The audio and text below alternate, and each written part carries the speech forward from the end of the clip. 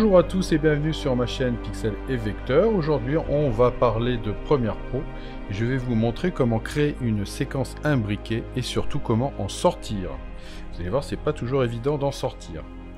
Alors qu'est-ce que c'est qu'une séquence imbriquée? C'est l'idée que vous avez un certain nombre, vous voyez, de plans qui sont les uns sur les autres et vous voudriez les remplacer par un seul plan, une séquence. Donc vous voyez que par exemple ici, j'ai tout un tas de plans qui se superposent. Je vais vous agrandir ça, mais vous voyez mieux.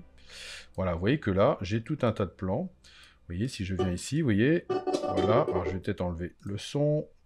Voilà, regardez, j'ai ça qui vient. Après, j'ai un premier texte, un deuxième texte, un troisième texte, un quatrième texte. Je me dis que tout ça, je pourrais peut-être le remplacer avec une seule séquence. Oui, bien, pas de problème. Je vais juste en fait avoir besoin de faire une sélection de tous mes plans, de tous ces plans-là, et de faire un clic droit, puis imbriquer, appeler ça intro, par exemple, et OK. Voilà, et regardez, ça a été remplacé par cette séquence-là. Voilà. Si je viens ici dans mon chutier, je vais trouver quelque part aussi, alors je vais peut-être remonter d'un cran, et là, je vais certainement retrouver ma séquence qui se trouve ici. Vous voyez ma séquence qui est bien ici. Voilà. Vachement pratique. Maintenant, qu'est-ce qui se passe si j'ai envie d'en sortir? Alors déjà, il faut savoir que si vous double-cliquez sur la séquence, vous voyez réapparaître votre séquence avec tous vos plans. Et si je décide de modifier un plan, eh bien, évidemment, ça se mettra à jour dans mon montage. Bon, mais si quand même, d'un autre côté, je voudrais retrouver tous mes plans, comment je fais ça? Eh bien, c'est très simple. Vous allez vous mettre sur la séquence et vous allez appuyer sur la touche F. La touche F, c'est ce qui va vous permettre de voir la séquence dans l'écran source. Je dis bien dans l'écran source, pas dans l'écran programme. Ça correspond ici à ça. Oui, c'est ici. Trouver l'image dans la source. F. Parfait. Et une fois que vous avez ça, vous êtes en F ici. Vous voyez ici, vous avez un petit bouton ici qui normalement est coché comme ça. Vous avez donc, quand ce bouton-là est coché, vous avez la possibilité dans la partie source d'avoir une source vidéo et une source audio uniquement.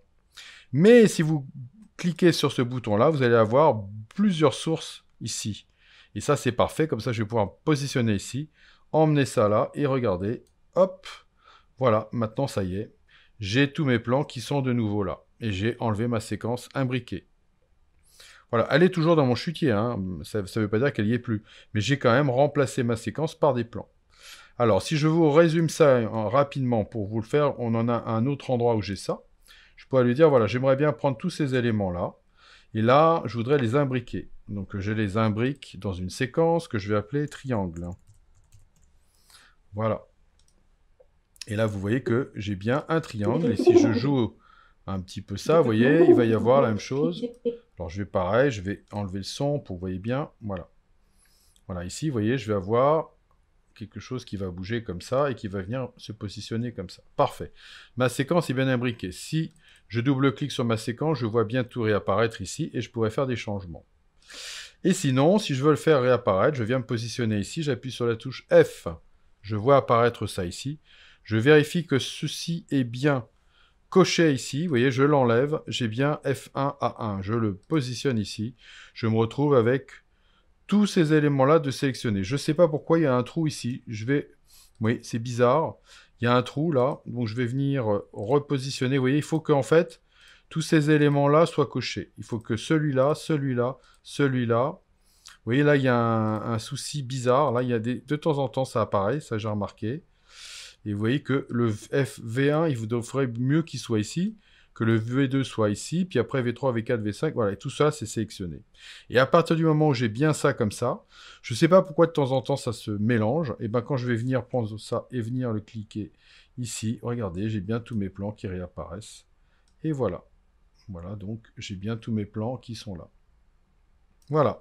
Donc voilà, faites bien attention à ce niveau-là. Vous voyez, si je recoche ça, vous voyez que maintenant on n'a plus que une source, et ce qui est normalement l'état normal de Premiere. Normalement, vous avez une source vidéo, une source audio. Et quand vous décochez ça, vous avez plein de sources qui apparaissent, et ça permet comme ça de pouvoir glisser des plans, et d'avoir tous les plans depuis le panneau source, depuis l'écran source, qui vont venir s'installer dans des pistes. Voilà, et donc j'espère que ça peut vous servir. En tout cas, les séquences imbriquées, c'est quelque chose de très pratique lorsque vous voulez gagner de la place, notamment dans votre timeline. Voilà, et bien je vous dis à bientôt pour de nouvelles aventures sur Pixel et Vecteur.